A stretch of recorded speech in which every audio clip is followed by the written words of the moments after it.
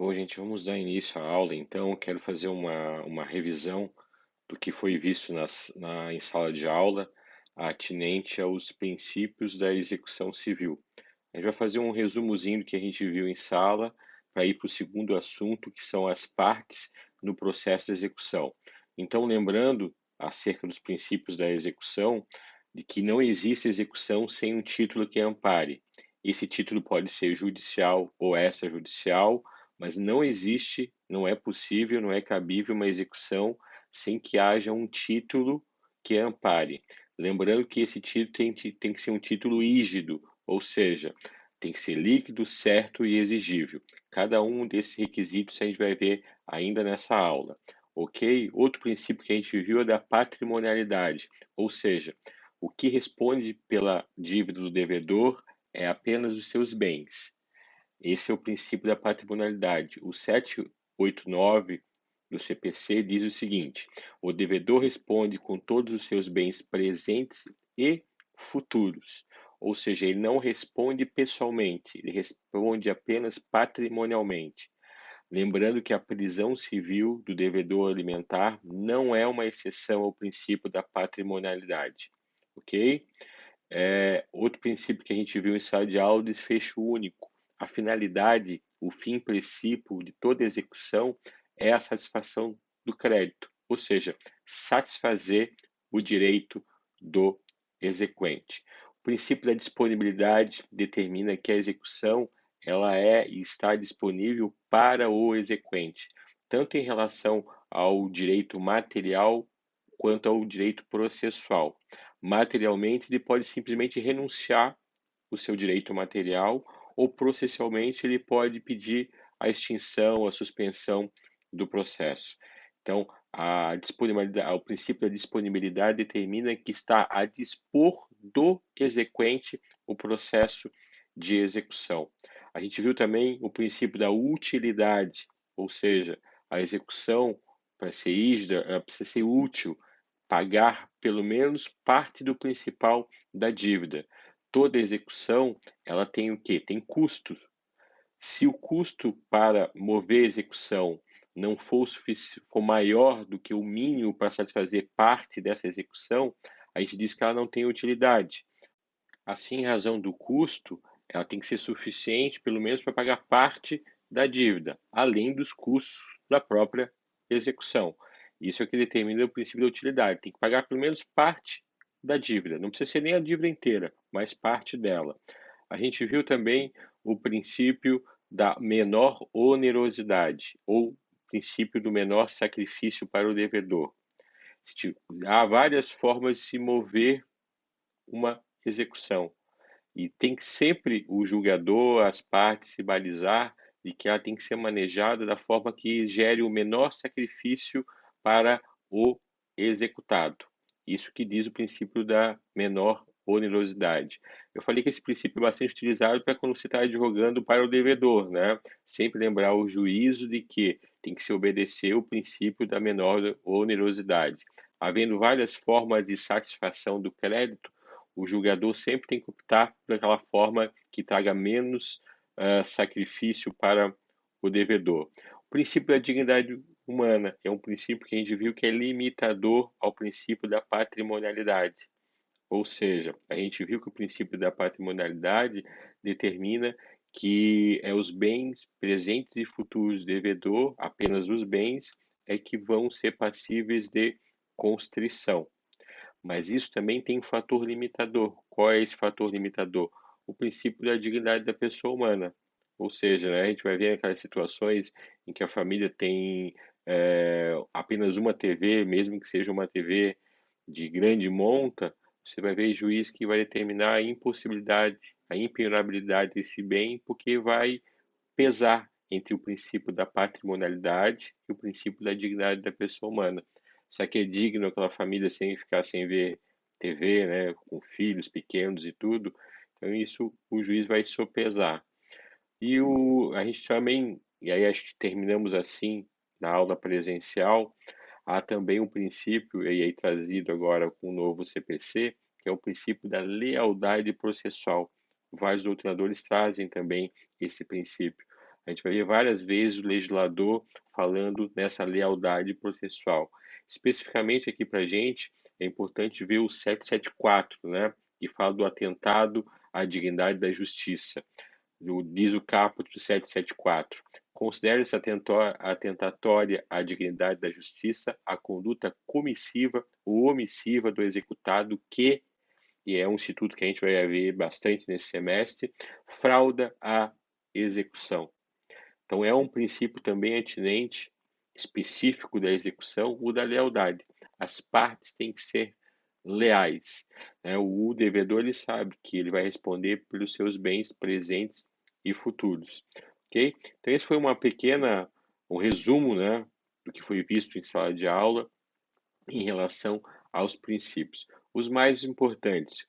O princípio determina que não há execução sem título que ampare, o princípio da patrimonialidade e o princípio da dignidade da pessoa humana, que é um dos limitadores da patrimonialidade, e o princípio da menor onerosidade. Esses são os princípios principais para vocês estudarem para a prova, tá? Com certeza eles serão cobrados. Dando seguimento, a gente sabe que toda execução tem que ter um título que ampare. E para ter sucesso nessa execução, você tem que ter dois requisitos: o inadimplemento, o não pagamento e um título executivo. Esse título executivo pode ser judicial ou extrajudicial. E tem que haver o não pagamento, o não cumprimento voluntário tanto do título judicial ou extrajudicial. O título judicial é aquele que passou por aquela fase de conhecimento, passou por um crivo do judiciário que gerou, após findar uma fase de conhecimento, um título executivo judicial. Está disciplinado lá no 515 do CPC. E o título executivo extrajudiciais? Bom, a lei conferiu a alguns documentos um grau de certeza que equiparou a um título executivo, denominado pelo legislador como título executivo extrajudicial. A lei é que vai determinar, e mais para frente a gente vai ver, quais são esses documentos que são considerados títulos executivos extrajudiciais. Processualmente, estão lá dispostos no artigo 784 do CPC. Bom, lembre-se que desde a primeira aula eu tenho falado que não existe execução, é um princípio, né, sem título que ampare, mas esse título, tanto judicial quanto extrajudicial, tem que ter três requisitos. E a gente vai ver esses três requisitos agora. Todo título ele tem que ser líquido, certo e exigível. Por que ele tem que ser líquido? Ele deve conter uma expressão de uma dívida ou uma de obrigação monetária explícita, sem qualquer dúvida ou sem qualquer parte ilíquida. Pense num processo de conhecimento que tem impedido dano material e moral. Muitas vezes a parte do dano material ele é líquido. O próprio título, até um título extrajudicial, pode conter nele e contém a parte líquida, a parte incontestável. Né? A fulano deve R$ 1.000 para ciclano. Isso é a liquidez, ok? É, também como requisito nós temos a certeza. Todo título, além de ser líquido, tem que ser certo, ou seja, tem que haver uma certeza. O título tem que ter todos os requisitos que a lei o confere. Por exemplo, um contrato para ser um título executivo, em regra, para ser um título executivo extrajudicial, tem que ter a assinatura de duas testemunhas. Se não houver esse requisito legal, essa exigência legal, a gente vai dizer que esse título não tem uma certeza. Por que ele não tem uma certeza?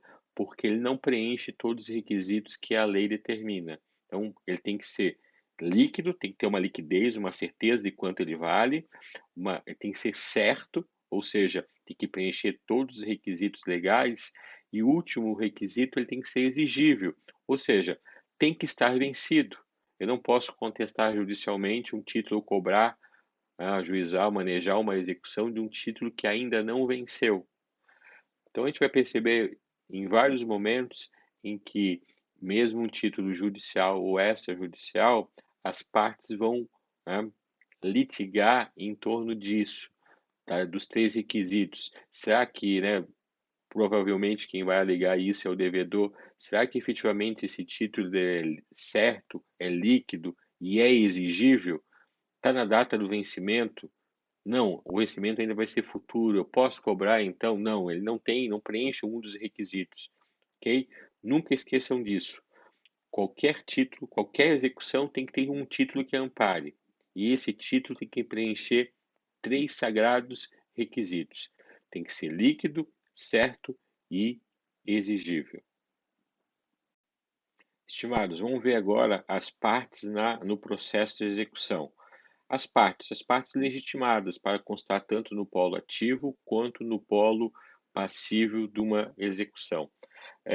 No polo ativo, o que diz o 778? Pode promover a execução forçada o credor a quem a lei confere título executivo. Ou seja, a gente diz que é um legitimado ordinário a constar no polo ativo de uma execução aquele que consta no título executivo, seja ele judicial ou extrajudicial. No caso judicial, as partes que compuseram o processo de conhecimento, autor e réu, né? Se o autor teve sucesso, na fase executiva ele vai se tornar não mais autor, mas exequente. E ele vai poder promover essa execução. Ele é o legitimado para isso. Por isso que o 778 determina isso, né? Pode promover a execução forçada o credor a quem a lei confere o título executivo. Esses são os legitimados de forma ordinária e os legitimados de forma extraordinária. Aquele que não tem, de forma inicial, o dever e o direito ao cumprimento da obrigação, mas ele acaba sucedendo por disposição legal. Quem são? O Ministério Público, o espólio, né? A parte morre, o espólio, os herdeiros, os cessores do credor, a quem lhe cedeu o crédito, o subrogado, lembre da subrogação, se alguém tem a dívida com outrem, esse outrem terceiro paga essa dívida, ele se subroga dos direitos do credor. Então, são formas que a lei determina a legitimidade extraordinária para constar no polo ativo da execução, ok? Ministério Público, o espólio, o cessionário e o subrogado.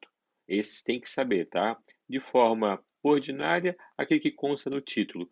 Extraordinária é o que a lei determina, ou seja, o Ministério Público, o espólio, os herdeiros, sucessores, o credor em si, o cessionário e o subrogado. Adiante, para constar no polo passivo, o que diz o 779? A execução pode ser promovida contra, ou seja, quem vai constar no polo passivo dessa execução? O devedor reconhecido como tal no título executivo, ou seja, aquele que consta como devedor no título, tanto judicial ou extrajudicial, de forma ordinária, vai ser reconhecido como parte legítima para constar no polo passivo dessa execução. E os extraordinários no passivo, como é que fica? A lei vai elencar também, da mesma forma, né? Agora é do lado de lá, é o devedor. Quem pode ser de forma extraordinária responsável por essa execução? O espólio, os herdeiros, isso vocês vão aprender em direito de família no limite do seu quinhão hereditário. O novo devedor que assumiu com consentimento do credor a obrigação resultante do título executivo, o fiador do débito, o responsável titular do bem vinculado com garantia ou pagamento de débito, o responsável tributário, que também vocês vão ver em lei própria. Então, esses são os extraordinários. Vamos focar no ordinário, aquele que consta no título executivo. Gente, para finalizar, então, sempre lembrando que passando desse processo de conhecimento, no caso de um título judicial, e iniciando uma fase executiva, você vai mudar a denominação. Tanto no cumprimento de sentença quanto na execução autônoma, você não vai chamar mais autor, réu ou credor, devedor. Você vai chamar de exequente, a parte ativa, e a parte passiva de executado. Essa vai ser a denominação correta, ok?